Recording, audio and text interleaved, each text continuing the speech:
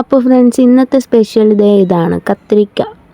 ഈ കത്രിക്ക കൊണ്ട് കത്രിക്ക ഫ്രൈ ആണ് ഉണ്ടാക്കാൻ പോകുന്നത്.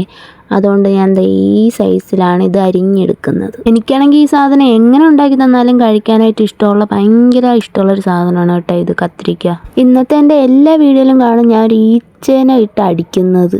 കാരണം ഇതിന് തുടങ്ങിയപ്പോൾ തൊട്ട് എന്നെ ശല്യം ചെയ്തുകൊണ്ടിരിക്കും. ഇനി കഴിഞ്ഞ ജന്മത്തിൽ അതിനെ ഞാൻ ഇതുപോലെ ശല്യം ചെയ്ത് കാണണം. അങ്ങനെ ഇത് വറുക്കാനായിട്ട് ഞാൻ ഉപ്പും മുളക് പൊടിയും മഞ്ഞൾപ്പൊടിയും മാത്രമേ ഇടുന്നുള്ളേ.